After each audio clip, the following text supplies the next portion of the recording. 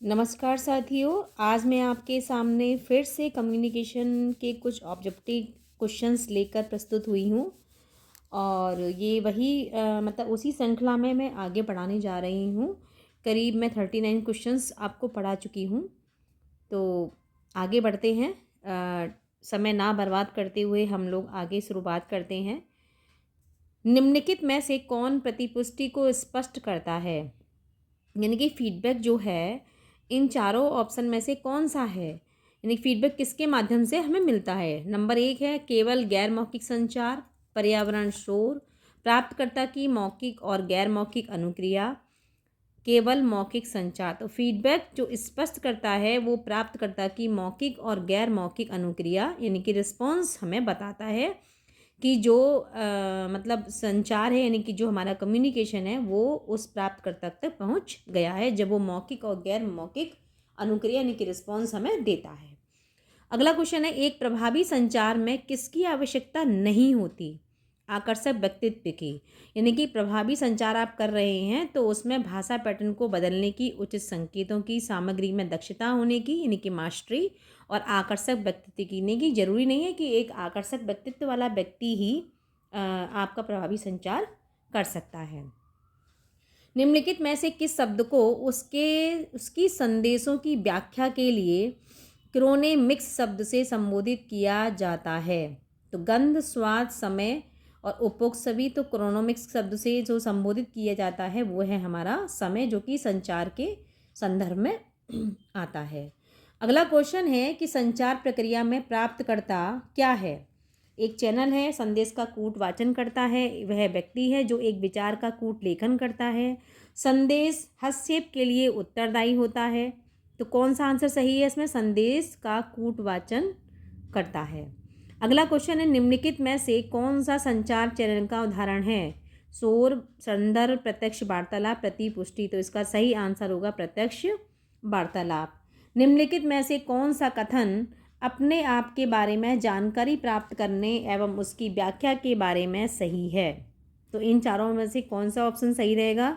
यह मूल्यों, धारणाओं और पूर्व अनुभवों से संबंधित होती है। अगला क्वेश्चन है कि श्रवण क्या है? श्रवण एक जटिल प्रक्रिया हो सकती है, बाध्य है या स्वाभाविक है या सहज ढंग से घटने वाली शारीरिक प्रक्रिया है। तो श्रवण जो है यानी कि जिसका मीन्स है सुनना, एक जटिल प्रक्रिया हो सकती है कि जब कोई व्यक्ति सामने जो प्रेषक है वो सुना रहा है तो जरूरी नहीं है उसकी सारी बातें जो प्राप्त करता है यानी कि जो सुनने वाला व्यक्ति है वो सारी बातें उसको समझ में आ जाएं, इसलिए सुनने की जो प्रक्रिया है वो जटिल प्रक्रिया। अगला क्वेश्चन है कि निम्नलिखित में से किसको सबसे महत्वपूर्ण संचार कौशल माना जाना चाहिए?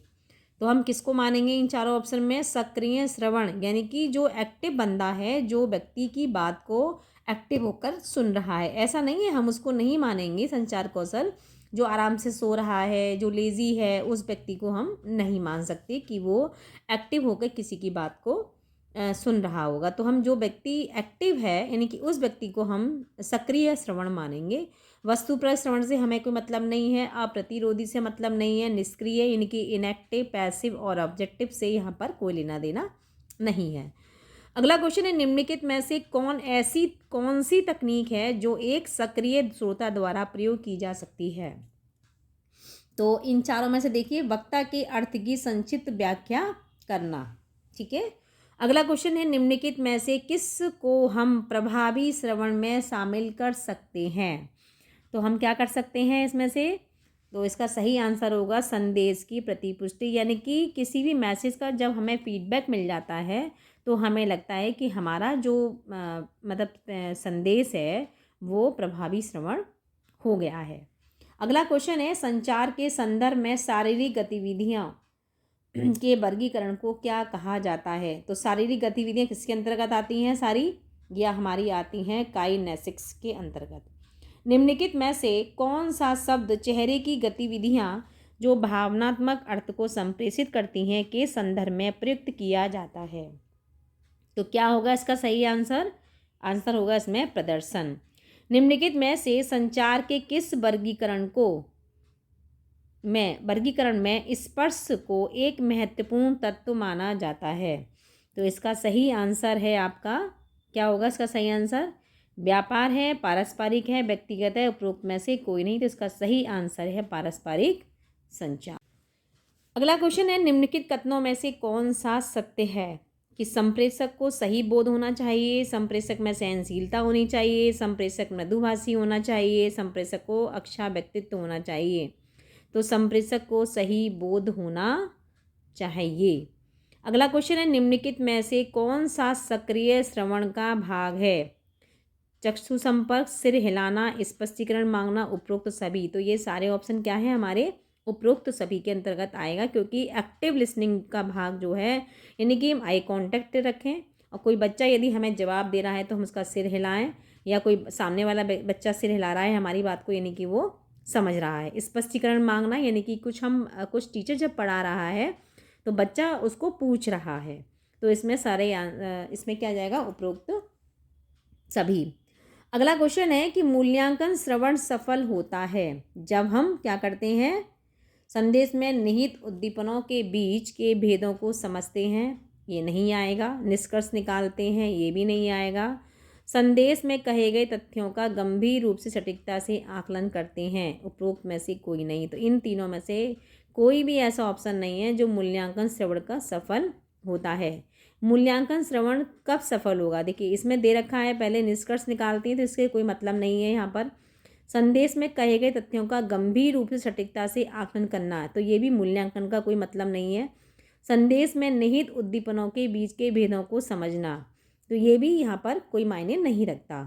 तो मूल्यांकन श्रवण होता है कि यदि किसी बच्चे को जब कोई टीचर पढ़ा रहा है तो वो बच्चा उस चीज़ को समझ रहा है और उस टीचर का पूरी तरह से आकलन कर रहा है कि जो भी उसने टीचर ने पढ़ाया है वो उसको पूरी तरह से समझ में आ गया है, तभी वो उस टीचर का मूल्यांकन कर सकता है।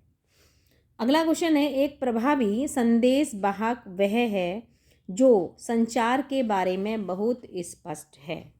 ठीक है, मैं चारों ऑप्शन जरूरी नहीं समझती कि चारों ऑप्शन ही पढ़े जाएं, जो सही आंसर है मैं वही पढ़ रही हूँ आपके सामने, नहीं तो वीडियो बहुत ज़्यादा लंबी हो जाती है।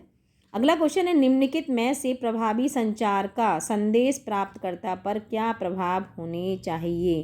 क्या प्रभाव होने चाहिए?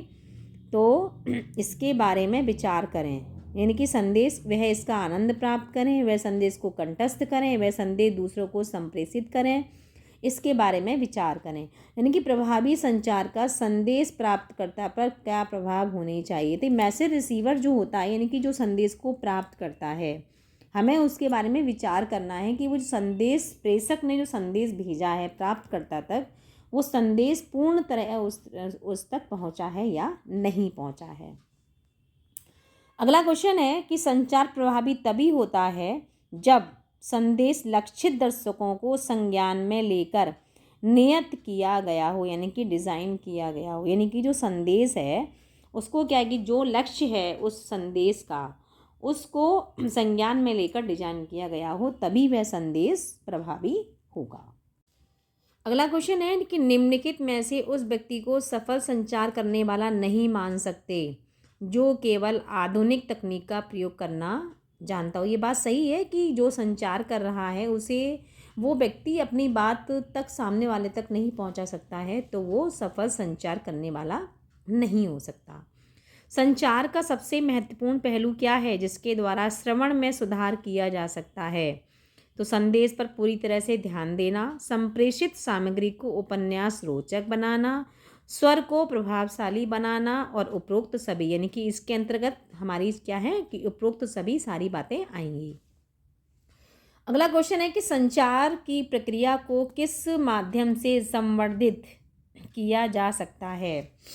अपनेपन की भावना से, विकल्प चुनने के लिए वांछित सुरक्षा और स्वतंत्रता प्रदान करने से, मीटिंग की जानकारी और दबाव को टालने से, उपरोक्त सभी। तो इसका सही आंसर है उपरोक्त सभी।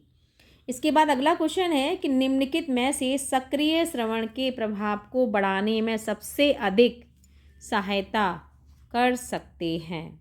तो इसका सही आंसर है डी, संदेश प्रेषक के साथ समानुभूति का विकास। यानी कि जब समानुभूति का विकास होगा तभी सक्रिय श्रवण के प्रभाव को बढ़ाने में सबसे अधिक सहायता मिलेगी। इसके बाद अगला क्वेश्चन है, निम्नलिखित कथनों में से कौन सा कथन संचार के साथ जुड़ा हुआ नहीं है? दूर संवेदन प्रौद्योगिकी है, यानी कि माध्यम ही संदेश है।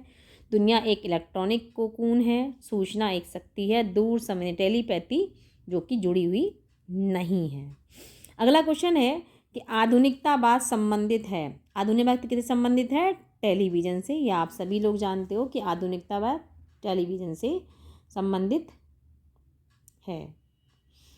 धन्यवाद बच्चों। यदि आपको ये वीडियो पसंद आ रही हो तो आपसे निवेदन है कि लाइक और शेयर करना ना भूलें और अपने साथियों को अवश्य बताएं।